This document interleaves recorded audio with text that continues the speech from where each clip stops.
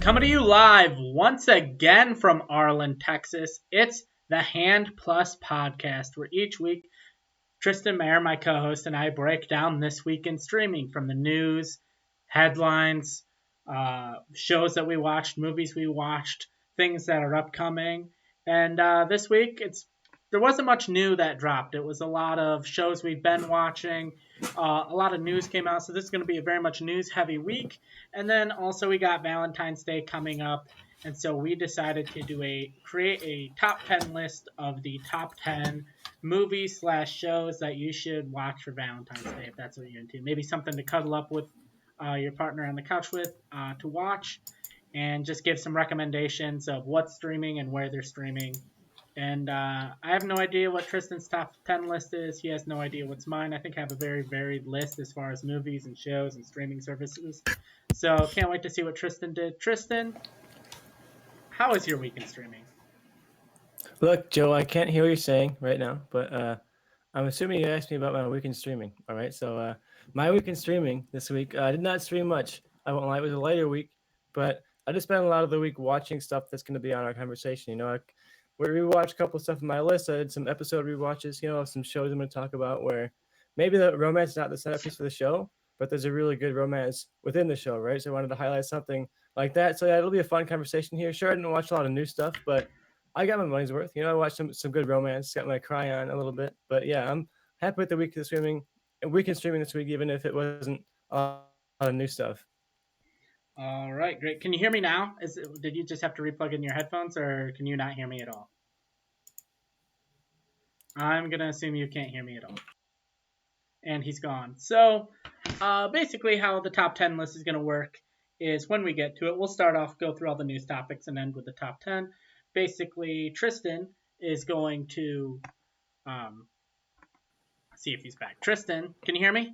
I can hear you now. Now I got you. Right, cool. I was just going to break down how the top 10 is going to work. So if there was a show that doesn't exist anymore as a podcast called The Top 10 Show, it was a movie show, and they would do various categories within movies and try to split the atom as much as possible so they could cover more topics.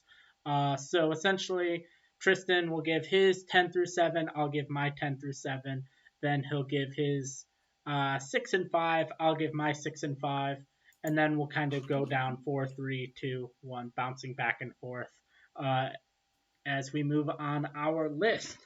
But Tristan, let's talk about the first news topic of the day, and that is in the realm of HBO Max.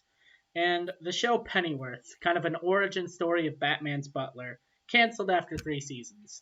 This is a show that's always, I feel like the premise on a certain level has sounded interesting to me, but I've never heard a single person talk about it. I don't know if it's good, bad, what to do. I think it started off on a different service. I think it started off like DirecTV has their own like streaming thing. I think that's where it started, like Audience or something like that. I want to say that's where it started, and then it went over to when DC created their streaming platform. It went over there, and then that got absorbed into HBO Max, and now that's where I believe the last season released. Have you watched this show at all? Do you know anything about it? I've seen a handful of clips and episodes. I guess it is connected to the canon of Gotham. So if you're a fan of the Gotham TV show, I think this is supposed to be the Alfred you know from Gotham in this show. It's his origin story in this show. So it's connected at least somewhat to the Gotham universe. And I know I did watch an episode at one point where they actually brought in the V for Vendetta universe, and there was like a V for Vendetta crossover. So that's kind of weird. But yeah, I didn't keep up with the show. It was one of those shows, like you said, it was bouncing around networks. I remember when it was on the DC All Access or whatever it was, they tried to push that DC platform. That's where I saw a couple episodes here and there when it first popped up on there. But yeah, sorry if you liked it and it got canceled, but it seems like it's one of those DC shows that's going to get thrown into the blender. Not the first of DC shows that's going to end pretty soon. Even The Flash is coming up on its final season. So a lot of those DC staples like the CW verse are seeming to be wrapping themselves up for whatever James Gunn has coming up for us. So we'll see how it goes. Yeah, I agree. And then one quick thing with The Last of Us is episode 5 is going to be releasing on Friday instead of Sunday, so it doesn't compete with the Super Bowl. I think that's a good strategic move. I assume its numbers will still dip just because people are used to the Sunday release. But I think it'll get a lot of views on HBO Max come maybe like Sunday morning. Yeah, I'm curious if they do this for any future episodes, because if you look at the schedule, they conflict with like the Oscars and a couple of pretty big nights of TV. So I wonder if they're going to do this 2 or 3 more times as the season goes along. And yeah, I wonder how the numbers will do too. If they end up with like a really, really good 3 day return, do they end up doing this for a couple of their shows? They're like dropping it on one day on HBO Max and then the next day on the actual channel. How's that gonna look for them? I'm curious. Yeah, that's the one thing that's interesting to me is I feel like a show like The Last of Us, right? Like especially like come season two on HBO Max because HBO doesn't have commercials or anything, so you're not losing out on advertiser money. I feel like it'd almost be better as like a Friday night release on HBO, and then people have basically the entire weekend to catch up with it. I feel like Yeah, I'm that'd be the curious to see more. how it affects the engagement because they obviously don't. It's not just about the ratings; they want people talking about Last of Us, right? And if everyone's watching the Super Bowl, they're not going to be talking about Mm, whatever plot twist or big reveal would happen this week on The Last of Us. We're getting to halfway through the show, so big stuff might be coming pretty soon. But yeah, it's probably more competing with word of mouth than it is about the actual like audience watching the show. I think. yeah. Yeah. All right, and then the final one for HBO Max, we have, I guess, a lot of the HBO shows that were on HBO Max that got pulled are now going to be streaming free on Tubi and Roku. Don't understand the logic there unless Roku and Tubi gave HBO Max or Warner Brothers an offer they couldn't refuse. But I guess that's where we are with the world of streaming now. Yeah, they crunched the numbers and they said, "Oh, look, you might make more money if you sell it off to Tubi, and rather than keeping it on our servers." I guess I don't know. Maybe they thought it could bring people in. Like I know there's a handful of things where it's like, oh, if you watch Westworld on Tubi, you're gonna be tempted to sign up for HBO Max because you're like, oh, this is an HBO show. I want to see what else they've got. So maybe that was their strategy. But yeah, it seems weird when you're wanting to build up a platform and make people sign up for your platform that you're just taking huge award-winning shows and not having them like your own shows that you made yourself. That's a odd choice for me. To me, I feel like a better strategy, if that's their idea, is for a show like Game of Thrones or stuff that has a bunch of seasons, is to sell like season one and two to Tubi and Roku. So people are like, okay, I'll check out this show. You see season one and season two, you're like, okay, I want to see where the rest of this goes, and then you buy HBO Max to finish out the season or finish out the series. I Yep. feel like And I that would be wonder the better strategy. Yeah, I wonder what HBO Max's future content looks like. Are they going to sell off more of this stuff, or is this just like a temporary thing to get them through this money crisis they're having right now? I wonder what that is going to look like, a few years from now. Are they going to want these shows back on the new platform, or is this just like, a 2 year deal, and they're going to want them back in a couple of years? That might work. Yeah. All right. Anything else you want to say about HBO Max before we move on to Prime? No, it's an interesting platform though because it's like so in flux. They're always making crazy changes to it.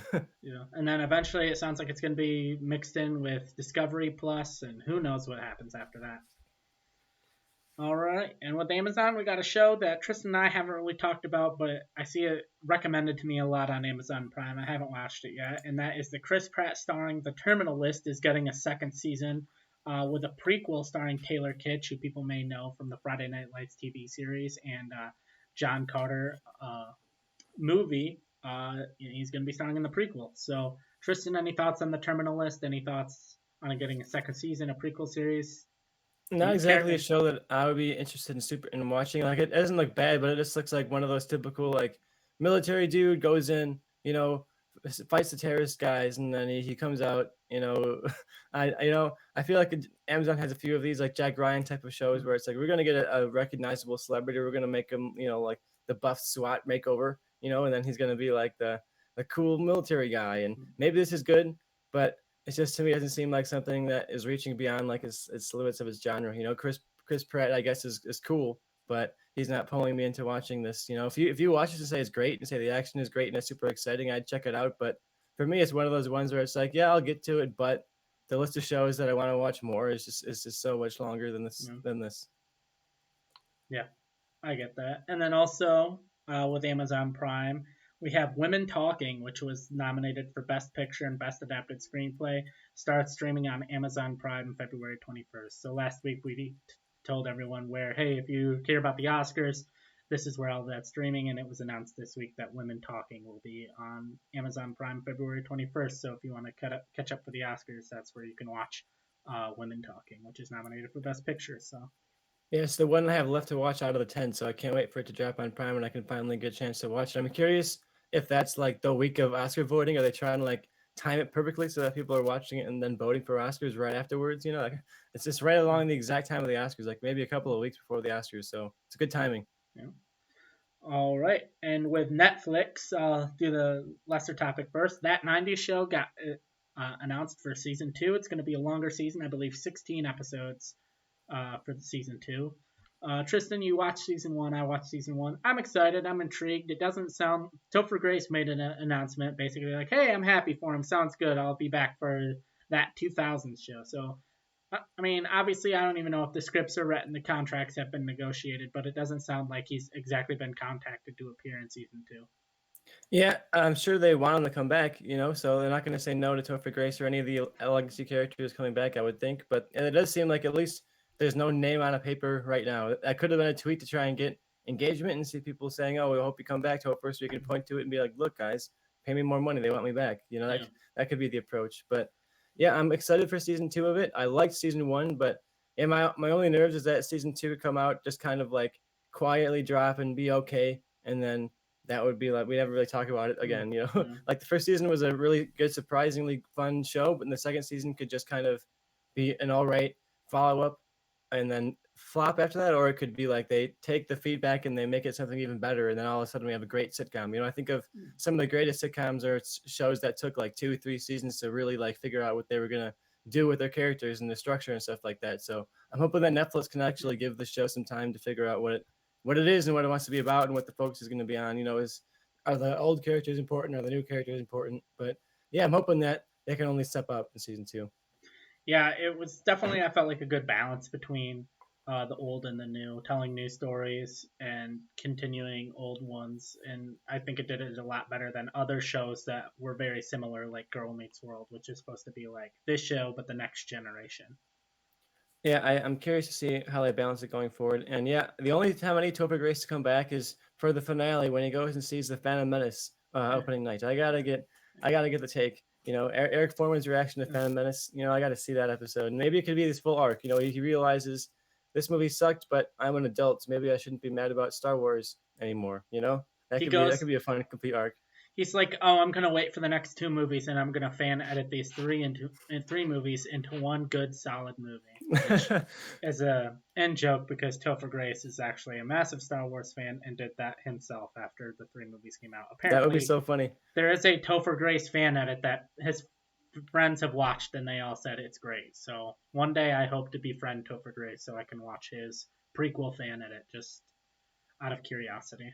There are rumors going around at various times that like certain fan edit online, a popular fan edit is Topher Grace's work. So if you want to dig deep, you might just find Topher Grace's edit somewhere along the internet somewhere. All right, and then we got some bigger news. Probably the biggest news in streaming this week is Netflix basically dropped that they're going to try to cut down on password sharing. Essentially, every screen that has Netflix on it that uses Netflix has to sign into Netflix on the home Wi-Fi once every 2 weeks. And like that was a big thing, and everyone was like, "This is stupid. This makes no sense." And then they deleted that off of their web page, so now people are questioning, did they back out of this, did people, because a lot of people like, well, what about college students who use their parents' Netflix, or maybe they have their own Netflix but they use it at their parents, then they come back to their dorm. You also have military families that move around a lot, so now every time they move they'd essentially have to deactivate their account and create a new account. And there's just a lot of people have come up with very good reasons why this idea is not good. I think a lot of people, by and large, are just going to cancel their Netflix.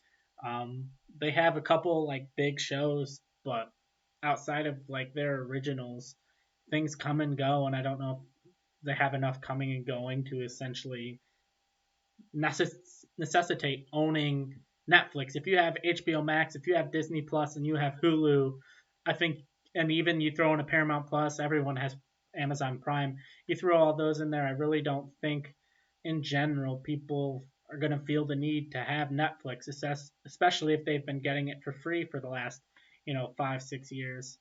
Um, I'll bring Tristan dropped out. He's been having technical difficulties. I'll try to bring him in as soon as I can. And right now, I'm just going to keep rambling.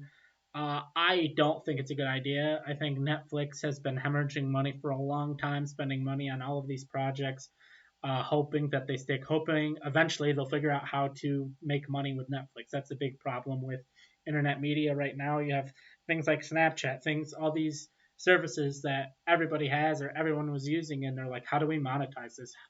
This company somehow is valued at billions of dollars because everybody has this, but we're trying to figure out how to make money. You charge too much. If Netflix is like, hey, it's going to be $30 a month, everyone's going to drop Netflix. If you are like, okay, we're going to do this to hinder password sharing, everyone's going to drop Netflix. If you're like, hey, we're going to cut down on the amount of content we bring in and make because we just aren't making enough to support all this, people are going to drop Netflix. So it's an interesting business model that they're continuously trying to figure out how to profit best off of. I think ultimately, I've said it before on this show, I think a bigger entity that maybe has a library of movies and shows but doesn't necessarily have the brand recognition could swoop in and buy Netflix. That way, it has an established library that it's not continuously having to pay somebody else for. Someone like a Universal NBC with Peacock. I think Peacock at this point, they have shows we've talked about, like Poker Face. That's a new show. Um, but Peacock's not really seen as a top tier streaming service where one of the things people, originally had Netflix for and was continuously one of the most top watched shows on Netflix was The Office. And if NBC Universal, who owns the rights to The Office, comes in and buys Netflix, and now The Office is just continuously on Netflix forever because it's theirs, I think it'd be easier to sustain Netflix and keep it profitable.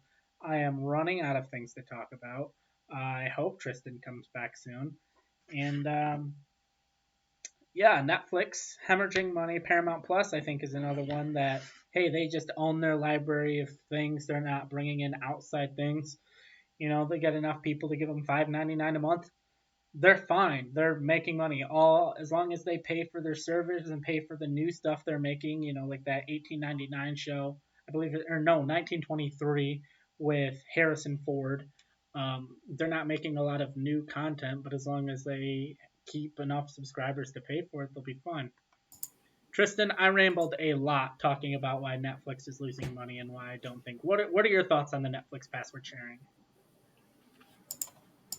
And he still can't hear me. So, Tristan, I'm going to keep rambling until you eventually hear me. Tristan, can you hear me now? I can't. I believe I can hear you, Joe. All right, Tristan, what are your thoughts on Netflix password sharing? Because I rambled for a while.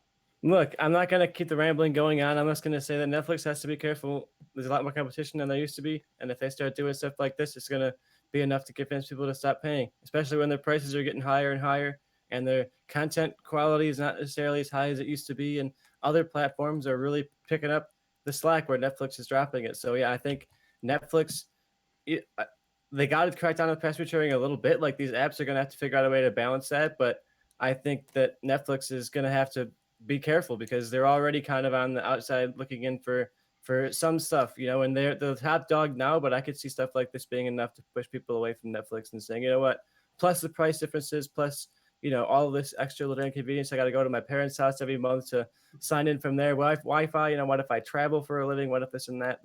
And they did delete it, but I'm sure that's like a representation of where they're going to be going eventually. It might not be the exact same policy, but it's going to be a similar policy, right? Yeah, to me, I think the best move is you have your base. I would take whatever your base model is of Netflix, whatever your base price, subtract $1 from that, and say, okay, this is for one screen at a time. So this Netflix account, no matter across profiles, can only show one screen at a time. Someone else tries to log in on that profile with a different screen while someone else is logged in on Netflix, watch whether they're scrolling through or whatever. It says, sorry, somebody's already using this Netflix account.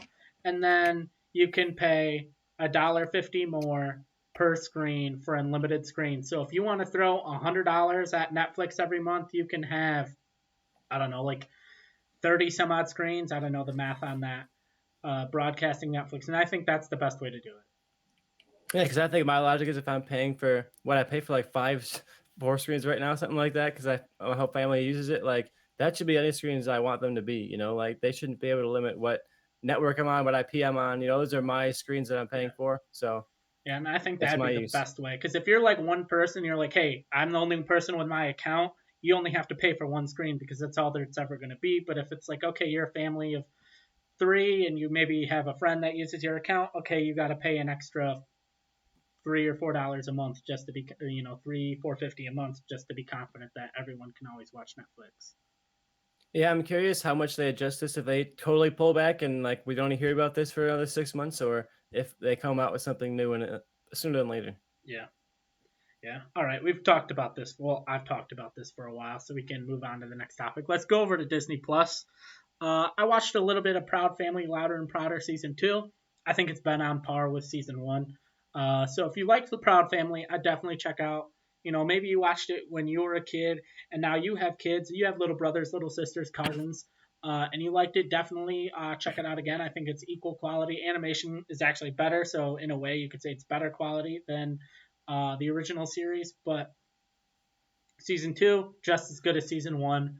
If you don't know what this version is, there's not really like a time jump. It's supposed to be like a continuation. I think they like quote unquote like skipped a summer, and then but obviously they have 2023 technology, whereas when the show ended in like 2008, 2009, whenever they were in 2008, 2009. It's an animated show, so they really don't have to explain why uh, the world isn't vastly different.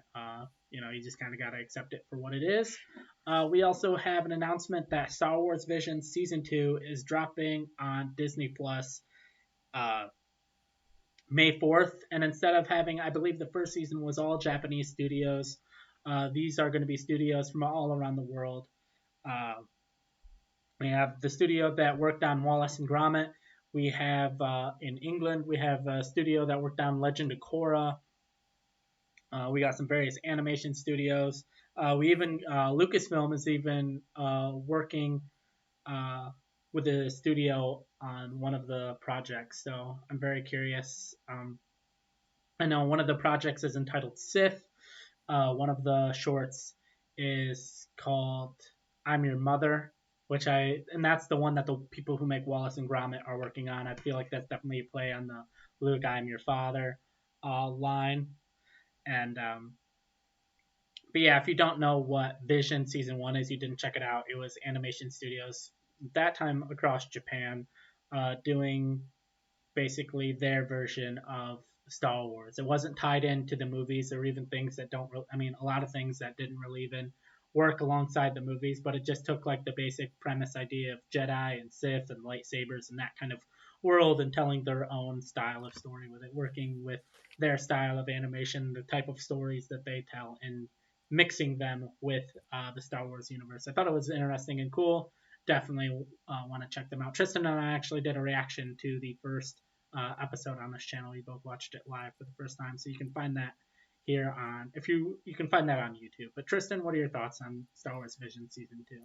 Yeah, I loved the first season of Visions. I thought it was a really fascinating take on Star Wars. I loved the idea of just taking like the aesthetics and the themes of Star Wars and applying that to a totally different palette. And I thought, yeah, it was all successful. There were like weaker shorts than others, but I didn't Mm-hmm. think any of them were straight up bad. And there were some really, really great stories in there and some really jaw dropping visuals. A lot of it was lightsabers, a lot of it was Jedi fighting and stuff like that. So I'm curious if season two is going to still be mostly along the Jedi line, or are they going to get out into the weeds and find some even deeper cuts of the Star Wars universe to be about some creatures or things like that. I'm curious to see how they go with the focus here, especially now that it's not just anime studios; they're opening it up to Western animation and to other studios. So I'm curious to see how different it feels. Because what I liked about the first season, in a way, was that it was all anime, but it was all totally different anime styles. None of them really looked similar to each other. So I'm curious to see how these all look when there's like not any level of theme uniting them, so, other than being animated. So I really want to see how different these all look stylistically. Does the Wallace and Gromit studio go for their usual like claymation Wallace and Gromit kind of look to it too? That would be very cool to see in Star Wars. So I'm looking forward to seeing how this all turns out, and I hope it's as good as the first season because I really really like the first season a lot. And even if it's not, I'm sure it'll be some really great Star Wars stories. Yeah, I agree. and I'm excited to watch it. And it kind of wraps up what we have for Disney Plus. Are you ready to move on to Hulu? And my computer was making some weird things happen, so hopefully we didn't have any technical difficulties. If you're watching this on Twitch or if you're watching this later on YouTube or podcast, we Yeah, will it's see. one of those days that technical just doesn't want to work with us. You know, the technology is just working against us today, Joe. I will say now's a good chance to rewatch Loki if you're trying to catch up on some Ant-Man and the Wasp canon. I'm doing my rewatch of some of the movies or shows that are gonna be leading into Ant-Man and Quantumania. Yeah. So I'm like halfway through Loki right now, and I'm loving the rewatch. So give it another watch if you're a fan of Loki. You're looking forward to Ant-Man 3. All right, yeah, and definitely we got some big news over on Hulu. We have a King of the Hill revival ordered with Mike Judge, Greg Daniels, and the original cast. I don't know if news has really dropped, if this is going to be any kind of a time jump or a straight continuation, similar to what Proud Family, Louder and Prouder did, where, hey, we're just going to act like it's 2023 even though people are the same age. In my opinion, I think doing a time jump and having Bobby be like 22, 23 would be the most interesting route. But Tristan, did you ever really watch King of the Hill when it was on? What are your thoughts on a revival slash continuation I of never it? sat down and watched a bunch of the show, but it was definitely one where I caught reruns and it was on TV and I was sitting there with my friends. It was one that we would put on and watch and laugh at. And yeah, the characters are all pretty fun and memorable, and the voice cast is. I know that the cast is coming back, at least the majority of the original cast, so that'll be nice to see them back again. I'll watch it. Yeah, I didn't watch a ton of the original show, but I'll definitely watch this revival and see how they take it. You know, I think I would do a time jump too because I think the characters and the archetypes and kind of the demographics they're representing on King of the Hill, you could do a lot of interesting stuff with that in terms of commenting on contemporary politics and social issues and things like that. So there's just like a lot that I think they could have a good time with, and I also think they could kind of contextualize a lot of their characters, and I'm just really interested to see how does the show age into a totally different Hmm. culture, like 2022 culture is this more sensitive to certain issues than other cultures were, you know, and I'm worried. I'm curious how the internet Like, reaction will go to a show like this like, in the year 2020, 2023, whenever this ends up dropping. like we all know where Dale Gribble was on January 6th, all right? Like we Yeah, all you know. know, We all know where Dale Gribble was. But yeah, I definitely think, and I've had, I, today I was thinking like where if they were to do a time jump, like I said, where Bobby's 22, 20, 23, 23, how like what would the show be? And I thought the best move is what was supposed to be the season finale, and then Fox kind of reshuffled shows, which networks do from time to time. They're like, oh, we think this show should be the last one, or we think this should be the premiere. But the one that was supposed to be the finale was where Bobby takes an interest in meats and grilling for like I think it was like for a class project or something, and throughout the episode he becomes more and more, and it's like finally for the first time Hank and Bobby have something in common. Like they both like grilling, they both like cooking meat, and I thought like it was a perfect uh, kind of culmination of the characters. So I think uh, how I would start it is Bobby's comes back from college, or maybe he didn't graduate college, didn't make it all the way through college, and he's looking for a job. And him and his dad's like, oh, you gotta like work harder, you gotta do this, you gotta kind of like the boomer mentality when it comes to finding a job. And ultimately, it settles on them with Hank using his salesman skills and Bobby using his skill of meats and even his dad's love of grilling. They come up together and decide to start a meat company. And I feel like them working together uh, in a work environment would be a great version of a 2023 show. yeah, that'd be really fun. You can see like the family struggle of like running a small business type of thing Right. too. That could be pretty fun, you know. Yeah. A mix of like the Bob's Burgers kind of set up sometimes, where it's like they're up against the odds trying to make ends meet all the time. Make Mm-hmm. ends meet, you know. Yeah, I think to me like them running a business together is the best like move, because I think you have because it wasn't like completely political, but it did have like it did comment on present times. It started I think in like 99 and ended around 2011 2012. So I'm curious where those characters would be in 2023. Yeah, I'm definitely curious to see. I'm looking forward to checking it out. And yeah, it's going to answer a lot of those questions of like, do they jump ahead? Do they stick around and be in like 2011, 2013 when we pick it up, and there's some fun commentary you can do in that era too. I think that could be Yeah. interesting. So yeah, I'm looking forward to this. I'm really excited to see it. Yeah. All right, and we have Hit Monkey, which is a show that's based on a Marvel comic, but now they're removing the Marvel branding because I guess technically Marvel, because they want everything Marvel Studios makes to be part of the MCU, and this isn't. So they're removing the Marvel branding from it. And anyways, but it is still getting a season 2, same creator, same cast, everything. They're just kind of removing the Marvel branding because it's not part of the Marvel Studios. Interesting. Yeah, I haven't seen the first season. I don't know if it's funny. Tell me if it's funny. You know, if you guys have seen I it, you know let me know. You know, yeah. comment in the comments and tell me if it's funny, and I'll check it out. Yeah, tweet at us at the Hand Plus or tweet at us at our individual handles. It's a show about a hitman monkey. All right, I don't know anything about that, but it could be good. Sounds cool to me. You And know. then also we got a teaser trailer for a remake of White Men Can't Jump starring Jack Harlow, which debuts May 19th on Hulu. A thing that I just like, did we need this? I don't know. Like, I feel like if they were to make this the Saint the version of it, I want a direct to video version starring Jack Harlow. If they were like Antoine Fuqua or Spike Lee is making White Men Can't Jump, I'd be like, okay, that could be interesting. I'm in. But just, I don't even know who's making this version, but like starring Jack Harlow doesn't exactly inspire confidence. No, I mean people are trying to make Jack Harlow happen. You know, and They're we'll see if that trying. happens. Yep. All right. And now we move on to our final topic, and that's Peacock. Well, before we move on to our top 10, and that is if you sign up for Peacock, there's no more free option. You got to get either the $4.99 ad supported or the $9.99 ad free plan. There's no free option. Dang. I mean, I get Peacock because I have Xfinity Internet, so I don't care. But I just thought I'd let people know, especially as we announced things yesterday of like, or not yesterday, but last week of like, hey, if you want to watch the Oscar movies, and some of them were on Peacock. So, and moving forward, if we say something's on Peacock, you probably can't. Well, you can't watch it for free unless I guess maybe you already have the free plan. I'm not 100% sure how that works. Yeah, because I had the free plan and I was watching Poker Face on there for free, so I'm gonna have to check. I'm gonna have to start chopping my 4.99 or whatever it's gonna be to watch my Poker Face. You know. All right.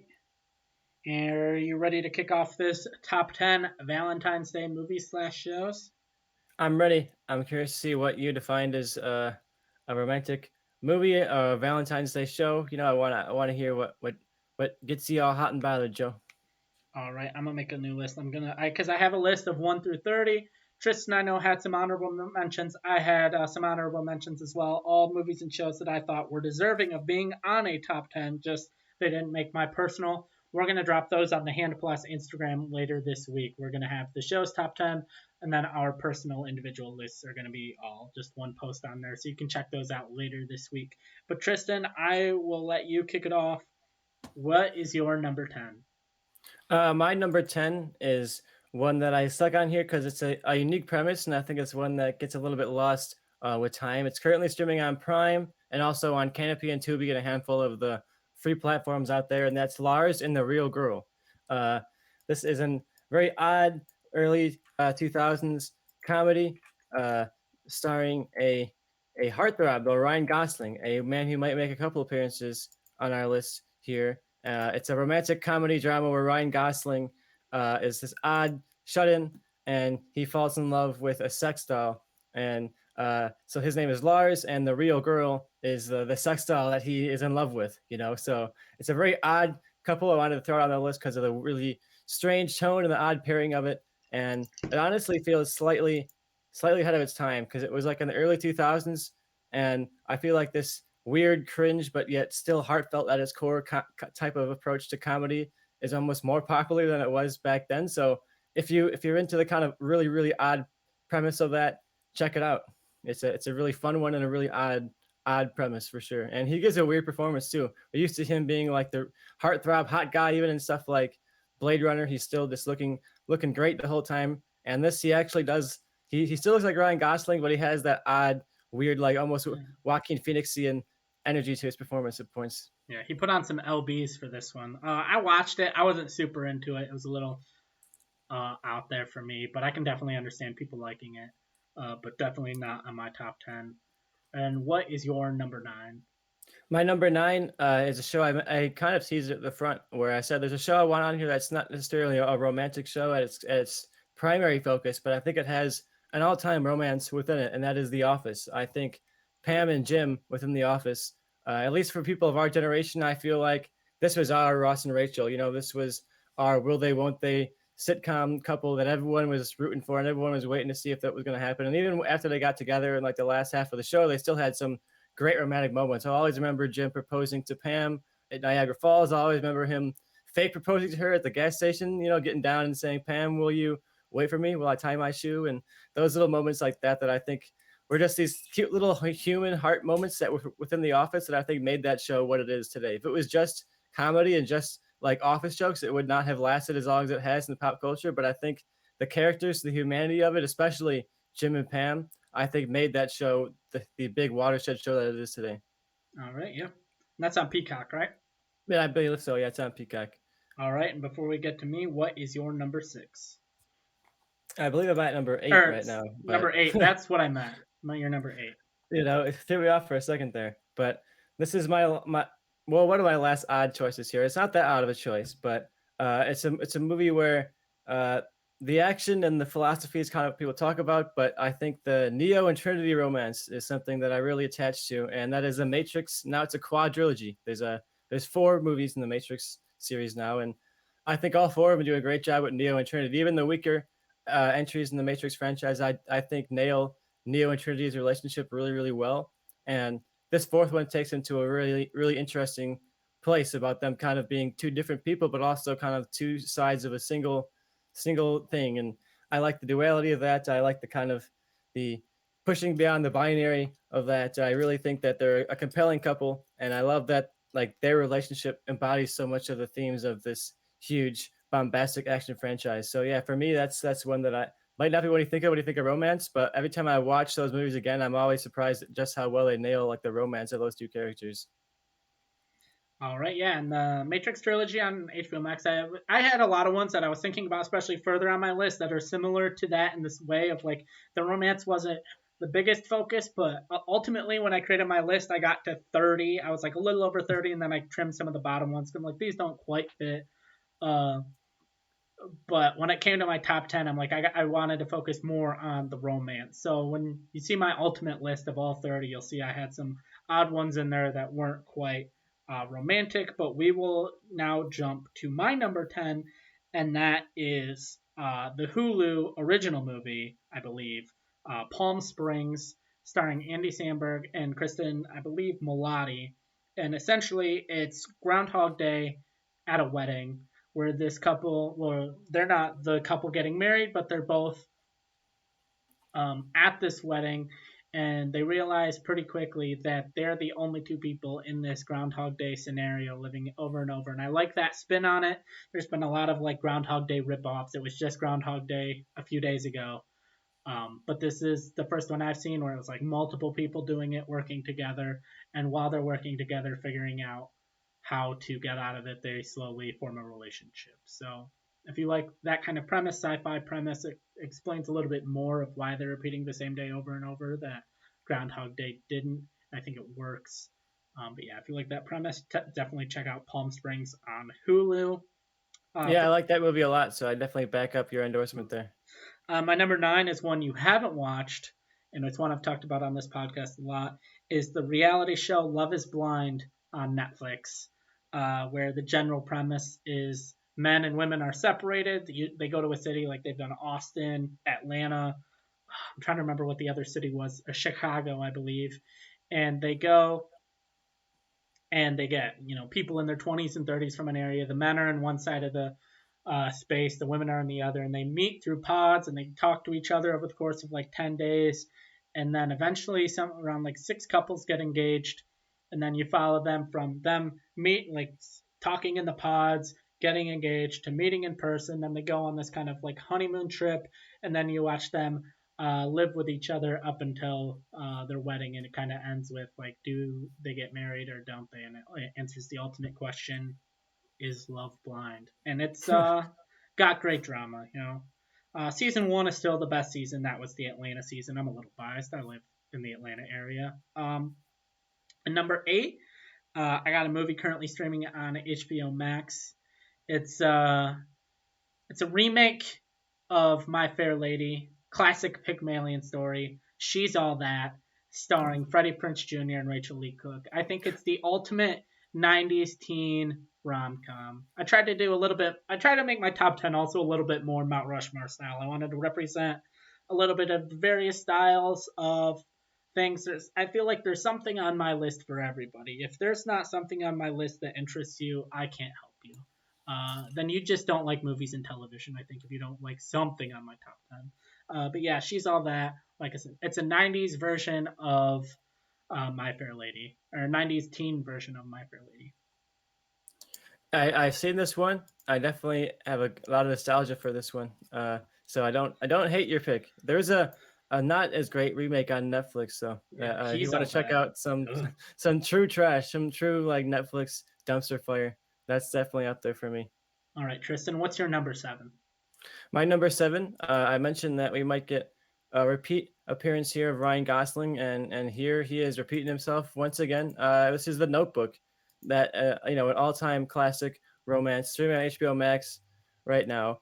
I feel like this put Ryan Gosling and Rachel McAdams like right at the top of the list. It was really kind of launched their careers, and both of them have turned into some great stuff after that. It was nice that it wasn't just like, oh, they were these hot throbs in one romance, and then that was kind of the end of their careers. They both turned this into a huge careers afterwards. And yeah, Ryan Gosling turned into the ultimate heartthrob. There's a monologue in this movie where I feel like people can always quote this monologue, even if you like haven't seen the movie. You can quote parts of the Notebook to people. So I love the drama of it. I love that it's like a true romance. It's not like a romantic comedy. It's not like a romantic action movie. It's a true blue romance, all about this love story between the two of them. It's based on a Nicholas Sparks novel. Who, if you have a white mom, she probably loves Nicholas Sparks.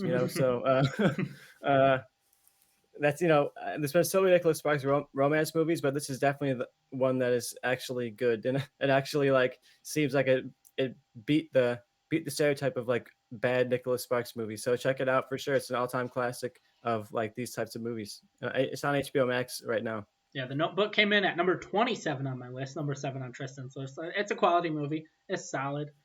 Just wasn't quite good enough for me to make my top 10. Tristan, what is your number six? My number six. Look, I said I had a couple of Tristan picks on here. This might be a Tristan pick, but honestly, I feel like there's some good romance in this movie. I wanted to get some animated movie love on here, so my number six is Shrek. Uh, Let I'll just say this. My six is Shrek 2. oh, I think that works. What a coincidence.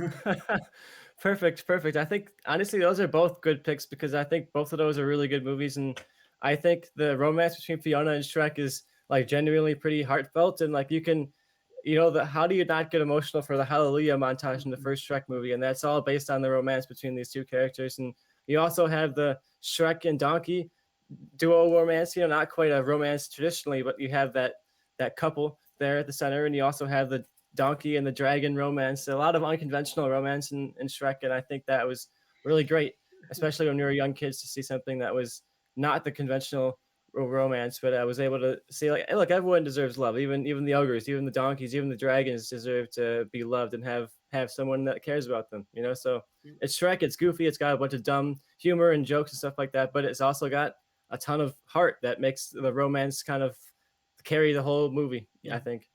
Yeah, I went with Shrek 2. I still got to talk about my seven, but I'll just talk about it now because it's the same franchise. But I went with Shrek 2, just because like the whole I gotta go and break up the wedding is the ultimate rom-com trope, and I think Shrek 2 honestly is the best version of that, where Shrek has taken the love potion and he, with him riding a giant gingerbread cookie, smashing into the castle to stop the wedding. Meanwhile, Fiona thinks that Prince Charming's actually Shrek who's taken the potion.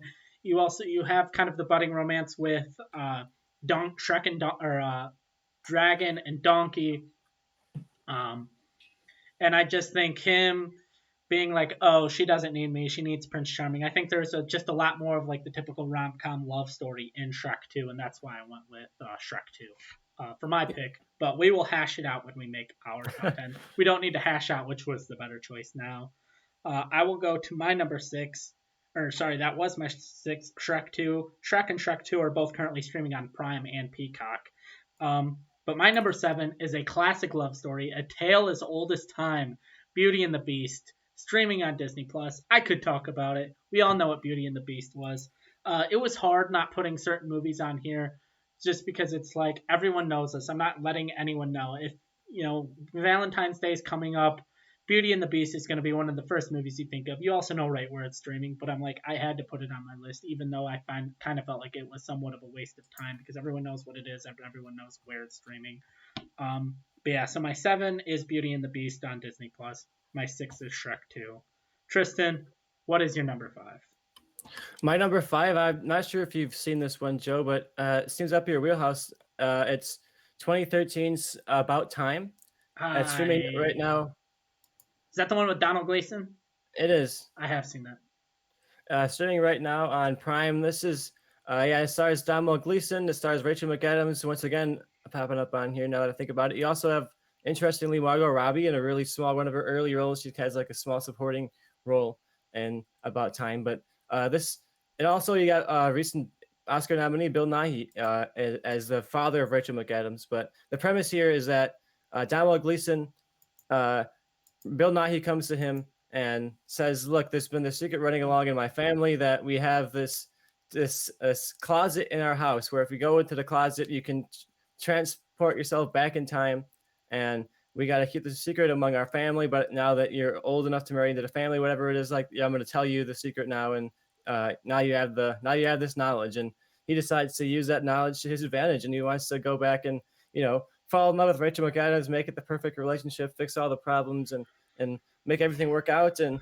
as you can imagine, it kind of starts to go awry. So you have like a time travel sci-fi premise in there while also having a heartfelt romance at the center of it. And I think this worked really well. I remember crying when I watched this the first time and being kind of swept up in the emotions of it, but also kind of enjoying the very rural-oriented sci-fi of it. I thought it was a fun mix of all of those different ideas. And yeah, Domhnall Gleeson is in it before it was back in 2013, so he hadn't been in Star Wars yet and hadn't like hugely broken out. So it was good to see him in that lead role. But yeah, this is one that I definitely recommend. It's not super well known, but it's I think a really good movie and a surprising kind of small romance hit that I like a lot. I will say two things. I liked it a lot, but the one thing, Bill Nighy is actually Donald Gleason's dad in the movie. And, you're right. And ultimately, to me, I really liked the movie, but ultimately why I didn't put it on the list is I felt it was much more a father-son story than a love story, and so that's more why I kept it off my list, but I understand why you put it on yours. It does have a lot of love story aspects, but just when it came down to my top 10, that's why I didn't put it, because I felt it was much more about the father-son relationship at the end than the couple relationship. I can see that argument, I agree with you there. But I definitely recommend it if you haven't seen it. It's a fun premise that I think is more creative than it has any right to be, Yeah. Oh, yeah, it's very good. 100% understand why it's on your list and won't fight you there. My number five is streaming now on Prime and Peacock, and that is the Bernie Mac, Ashton Kutcher, Zoe Saldana classic, Guess Who, a remake of Guess Who's Coming to Dinner. I've seen Guess Who's Coming to Dinner twice, and I've seen Guess Who probably 7 or 8 times. I think it may be sacrilege to say, but I think Guess Who's Coming to Dinner, or Guess Who is the far superior version, in my opinion. I understand why Guess Who was important in its time. You had a black, doctor played by Sidney Poitier marrying this white girl. But now looking at it in 21st century eyes, it was like, oh, he was like 35 and she was like 20 something. She had was in college and he was an established doctor.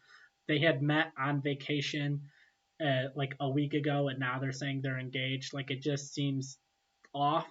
But like in the Guess Who version, it's Zoe Saldana and Ashton Kutcher. Both have established relationship for a while, and it's also the gender swap. You have Ashton Kutcher trying to impress Bernie Mac, who is playing Zoe Saldana's father, and I just felt it was a lot more I watched the relationship in Guess Who's Coming to Dinner, and I didn't buy it. I watched the relationship in Guess Who, and I 100% buy it. I 100% buy all the characters. It's a great rom com. I think it's a underseen and underappreciated rom com. So I definitely think people should check it out. Yeah, I'll add it to the list. I've seen the original, but I have not actually seen Guess Who, so I'll have to check that one out. Yeah. All right. And Tristan, what is, and like I said, that's on Prime and Peacock. What's your number four? My number four, I'm sure it's one that you might fight me on, Joe. I got to get some resistance out of you here, but my number four currently streaming on Disney Plus, a long-running classic TV series that is beloved by all, Glee. There's no Okay. flaws in Glee, but I think Glee. I love Glee because it's so dramatic and it's so like exaggerated, and that plays into the romances too. All of the all of the drama and the cheating and the who's with who and the breakups and the getting back together and it all culminating in like a really dramatic song performance. I think I just have a great time watching Glee and getting wrapped up in all the drama and the romance and the breaking of the hearts. And yeah, I watched this at like what time when I was around the same age as the characters, and it was fun to kind of relate to them, but also the drama is on like such a level above real life drama, so it's fun to kind of get invested in all of that. And you also do have like moments of genuine heartfelt romance where something will happen to a character and their boyfriend or their girlfriend will have to come and comfort them. And like I think that Glee, what made it work so well is that it always had its heart on its sleeve. It was fun, but it wasn't like making a mockery of its audience in any way. It was very heartfelt, very cheesy and fun. And I love the romance in Glee. So yeah, I don't know if it's going to be on your list, Joe, but Yeah, it's not.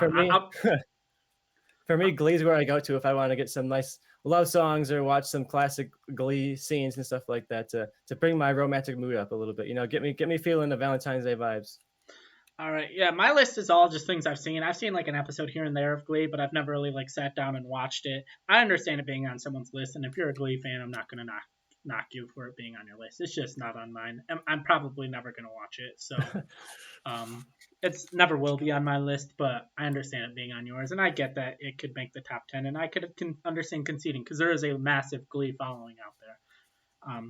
However, my four, we talk about our version of Ross and Rachel. You talked about The Office being our version of Ross and Rachel, and it's like there's been great love stories that we've seen on our television, but how many love stories have we seen go from middle school to graduating college? That's a love story as old as time, and that is why Boy Meets World, the story of Corey Matthews and Tomago Lawrence, as my number four, currently streaming on Disney Plus. It's if you're a Boy Meets World fan, it's one of the all-time love stories. It's the love story every millennial compares their love story to. There's not much more to say on it. Obviously, there's a lot more on the show going around than just Corey and Topanga, but that is the backbone of the series, especially in the later seasons. So I think it's a valid top four pick as far as streaming content goes, and anyone who disagrees can kick rocks. So No, that's why my number four is Boy Meets World. I like it, Joe. It'll end up on the 10 for sure. It was one that I didn't necessarily consider, but when he said the name of it, I was like, of course, that should be on the list here. Mm-hmm. All right, and what is your number three?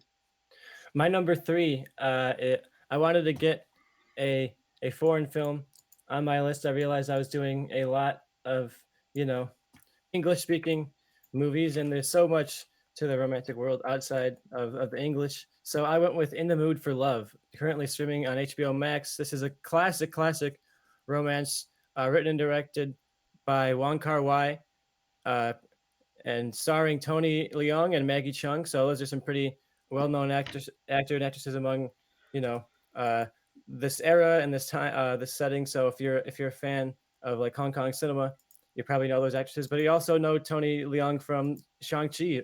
I think like last year, the year before, he was the older, wise leader of Shang-Chi in that movie. I can't remember the character's name now, but he was The like Mandarin? the you're right. It was a man. It was a Mandarin, but I couldn't remember. Like he had like a name to the character. But yeah, he played the Mandarin in Shang Chi.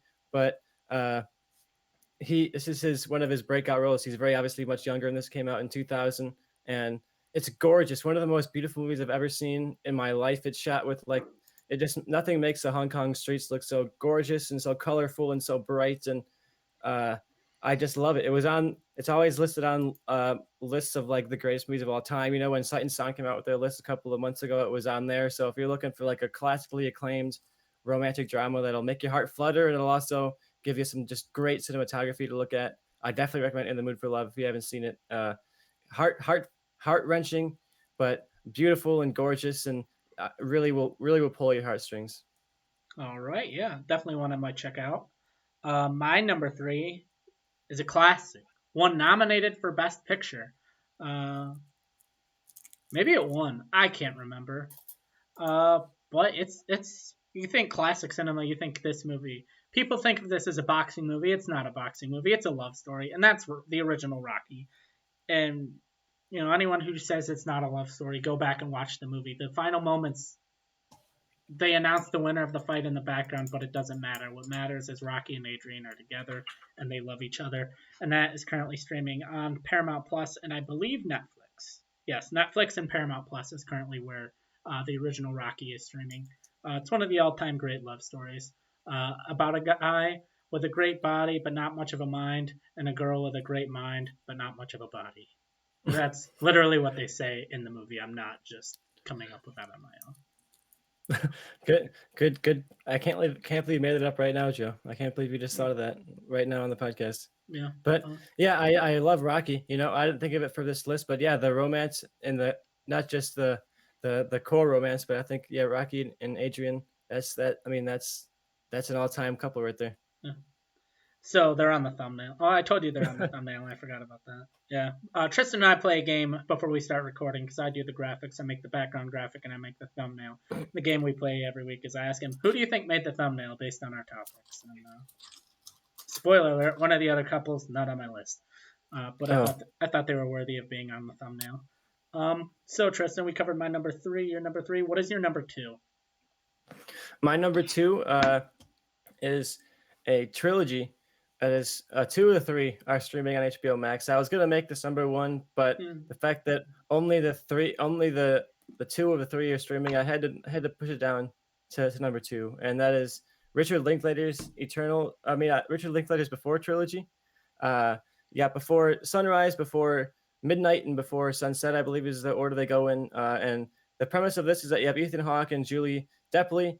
The first one is in like 94, 95, and they meet on this train and they decide, hey, instead of going to our stops, let's spontaneously get off this train and just have like a night together in this beautiful city. We don't have a hotel or anything like that. We'll just kind of walk the streets of Italy and see how it goes. And then they have this romantic night together, and they fall in love. And the premise of this trilogy is that they pick up with the characters every 10 years, right? So the first one was in 95, the second one is in 2005, and they bring the actors back and they say, okay, where are you guys at now in your life? What is this relationship looking like 10 years later? So you pick up every decade or so and see what this relationship is doing. And I think that premise alone is really fun. And I think you talk about Curry and Topanga, how often do you see a romance that goes from like middle school to college, and how often do you see a romance that essentially is going to cover like someone's entire adult life? You meet them when they're in their early 20s, and then all of a sudden you're seeing them until like they're growing up together, and they're now they're at a point where they might be having kids and they might be moving forward in their lives. And I think the fact that you cover all of these people's lives is such a unique premise. And I love too that these are such slow movies. It's all very much about the conversations and the talking to each other. There's not any real action or any kind of like big plot development. It's more just like they have conversations about how their lives are going every 10 years. And I think that's true. That's a true romantic movie right there, because love really to me comes from the conversations you have with the person that you love the most. And then you feel comfortable enough to talk with them for hours and not really think about anything else but the person you're with, and yeah, this trilogy really, I think, cements to me like what the ultimate love story is. It's not about all of these big sweeping adventures. It's about just being present with the person and loving being there with them, and I think that is what makes these movies so beautiful to me. Yeah, I guess the Before trilogy is one I've never watched, but it's always felt like it's been towards the top of my list of one I've wanted to watch. So maybe Valentine's Day will be a reason I pull this out and watch it. They're nice little quick watches. They're like 90 minutes, so you can get right through them. Yeah, great. Sounds good to me. My number two is a movie. What says more of a Valentine's Day movie than a movie that came out Valentine's Day weekend? A movie about love. A movie about a guy who would do anything to save himself to be with the woman he loved, even becoming a mutant. And that is why my number two is Deadpool, which is currently streaming on Disney Plus. It is a love story. They talk over and over that it's a love story. Uh, it's not maybe what you generically think when you think love story, but uh, it's got the action for the guys, it's got the comedy for both genders, and the romance for the women, you know? And not that both genders can't enjoy a little bit of both, but I think it's got a little bit for everybody. I love it. It's great. Check out Deadpool. It's on Disney Plus. Yeah, they even had a whole marketing campaign with like romantic posters and romantic trailers and stuff like that to sell the joke that it's a Valentine's Day movie, but also to sell that it actually really was like a romantic movie about this couple. So yeah, I don't oppose you putting it on this list, Joe. You know, maybe it's a little bit high for me, but Mm, you know, mm, I think it's worthy of the discussion. yeah. All right. So my number two is Deadpool. What is your number one? My number one, I went with a a genre kind of take on romance, but I think it's one that anyone can get something out of, and kind of an all-time movie for me personally, and that is Eternal Sunshine of the Spotless Mind. The stars Jim Carrey and Kate Winslet, directed by Michael Gondry, and written by Charlie Kaufman. So this is Jim Carrey. Once in a while, people talk about him doing like a dramatic performance here and there, and I think this is definitely the peak of that for him. Uh, and this follows Jim Carrey and Kate Winslet, who have recently gotten through a breakup, and Jim Carrey goes to this company uh, whose ability is to erase the memories of your ex and that relationship from your brain, so you never have to think about it at all. You know, if you're having a hard time getting past a breakup, you can go to this company and they'll erase all those bad memories, so you can just have your perfect spotless mind with no bad memories or nothing to worry about. And this gets into the sci-fi of that, of like, when you erase these memories, are they really gone? Is there something there that's going to pull these people back together again despite all of that? And I think it gets into the romance of not just these two people together, but just like the romance of the universe, and like this cosmic romance of like love kind of being more powerful than anything else we can understand. And like, I love that love in this movie is like its own sci-fi. You know, it's like something that just kind of overpowers all of the rules that they seem to set for these characters, and I think that's really romantic. And I think the fact that they have all the sci-fi premise and there's all kinds of fun twists and turns along the way, but ultimately I think it's about embracing love and accepting love for its good and its bad. You know, it's not all about just being in love and infatuated with somebody all the time. You also have to accept the fact that there's going to be downtime. There's going to be times where you lose hope. Might even be times where you break up with the person and it ends and you never see them again. You know, but part of love is accepting that risk and embracing that possibility so that you can fully, enjoy the love while you have it. And I think that's what this movie is about. Its core. It's about embracing love and enjoying it while it's there, even if it might go away someday. You know, and I think that is beautiful when you're looking at a romance. So for me, that's my number one movie of these romantic streaming content here. Whether it's a movie or a TV show, I'm always going to this one. All right, yeah, that wasn't on my list, obviously. Otherwise, I would have just jumped in and said, "Hey, that's my number one too." Holy crap! My number one, I went a little bit more stereotypical. A movie that I think I saw people copy. I had a wedding scene that I saw people try to copy and fail at their own weddings. A movie that was number one on a list I did. Uh, Creating back kind of what was the inspiration for movie change up that then was what this eventually spin off from and became its own show, where we basically just, me and Johnny, friend of the show, watched 20 movies we ain't never seen before. We both ranked them, and this movie was at the top of my list, and I've liked it ever since. And that is Crazy Rich Asians, currently on HBO Max. It's I think one of the all-time great romantic comedies. Um, it's got fun, comedy, drama. It's like, as far as like the script goes, I think it's pretty much flawless. There's really nothing I would change with it. It's like the best version of what a romantic comedy movie could be, and I really couldn't. As soon as we came up with the idea for this list, I was like, if Crazy Rich Asians is still on HBO Max, I really don't see anything beating it unless they come up with a show or something better. But yeah, Crazy Rich Asians, basically, if you haven't seen it, this woman who's I think a student at like NYU or a professor at NYU has fallen in love with this guy, and she goes back to Asia to meet his family, and turns out he's like one of the richest men in the world, and a lot of his family doesn't like her because she doesn't come from the same world as them. It very much deals with like class issues and stuff like that. But I really like it. It's good. Surprisingly liked it. Wouldn't seem like my type of movie, but check it out. Crazy Rich Asians on HBO Max. Yeah, I definitely liked it. And yeah, you talk about wedding scenes. There's some iconic, like Yeah. just really, really cool, elaborate wedding scenes. Like you watch this and it's like, wow, I wish I could even recreate like a fraction of that at my wedding. I think of like the water scene, Yeah. and I'm like, that would be so cool. I would immediately flood the entire Yeah. area though. Like it would go so badly. Yeah. If I tried to do any of the cool stuff from this movie, it would not be nearly as cool. All right. Can I throw an audible in here? Yeah, give me an audible. So originally, like idea, we were going to do this top 10 show. You make my list, I read my list, and then we combine them at the end. The thing is, we didn't have a single crossover movie, so I feel like combining our list would kind of be boring. We would just ping pong down. I mean, technically, you had Shrek, I had Shrek too, but I just feel like there's really no reason to combine our list because it would just be ping ponging. So, do you see a reason to combine our list, or should we just read through our lists again from 10 to Yeah, 1? let's just read through our list 10-1. I All think right. it'd be a long debate to try and get this to condense down to Yeah. a shared list here. Yeah. All right. Yeah, because with zero crossover on any level, it's just hard to combine our list. So yeah, if you want to read through your 10, I'll read through my 10 after you're done. My number 10 is Lars and the Real Girl, starting right now on Prime and also Canopy and Tubi in the free platforms. Next, I have The Office. I don't remember where that was actually Peacock. streaming at. Peacock, exclusive to Peacock right now.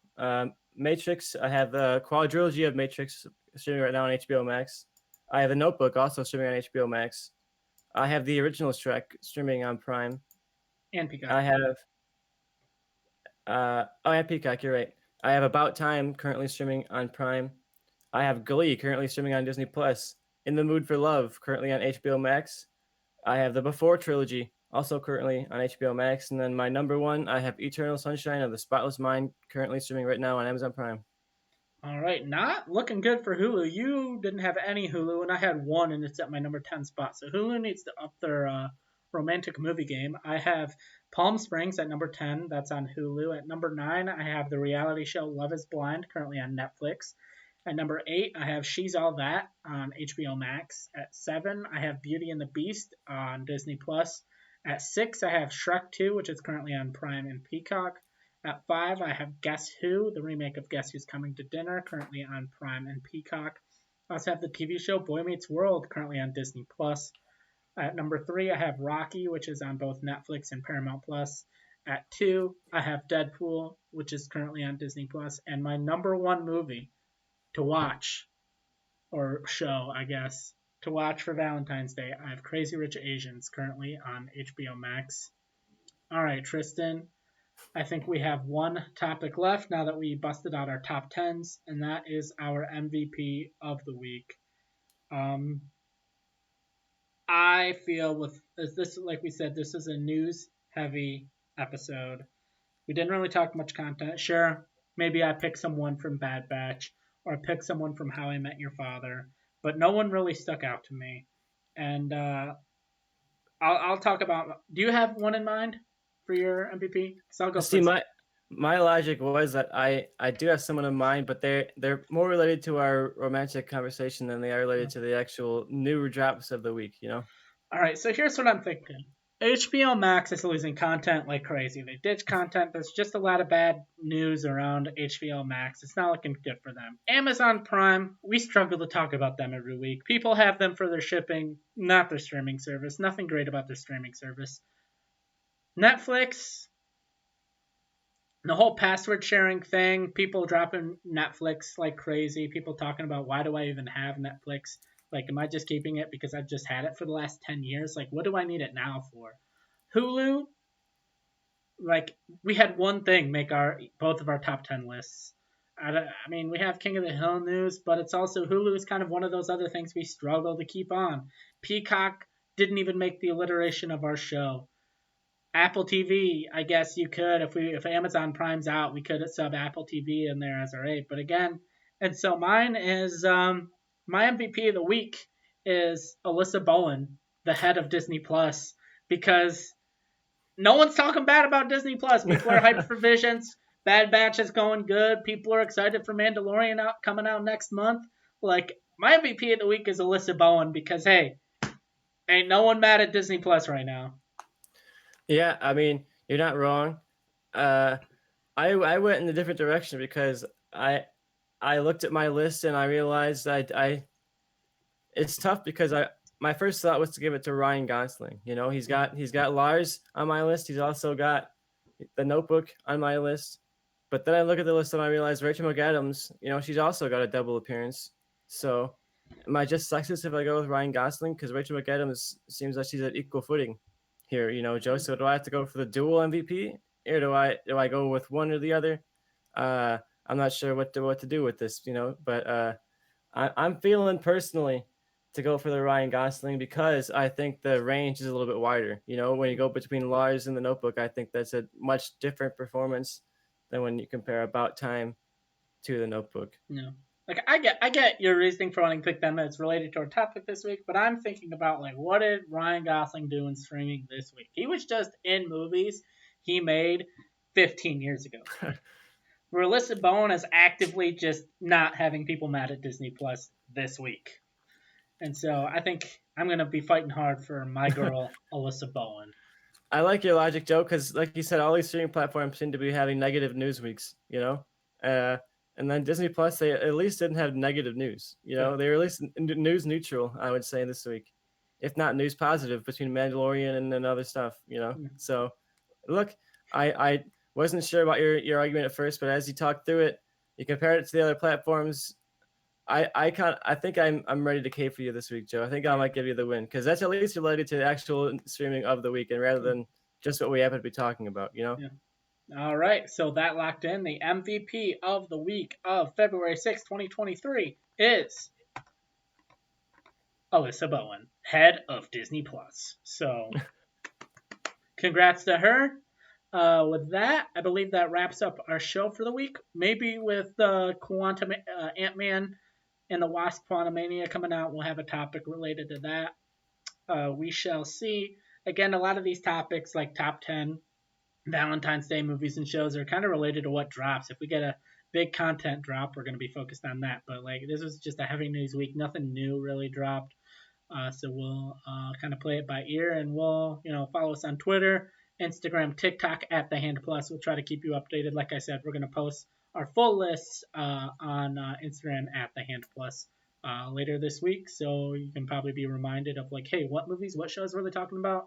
My girlfriend, my boyfriend, my partner, whatever, want to know what uh, what we should watch, and now we'll have some recommendations, and you'll know right where to go to streaming. You don't have to spend so much time scrolling around trying to find something. Maybe watch something you haven't watched before. So, without further ado, goodbye.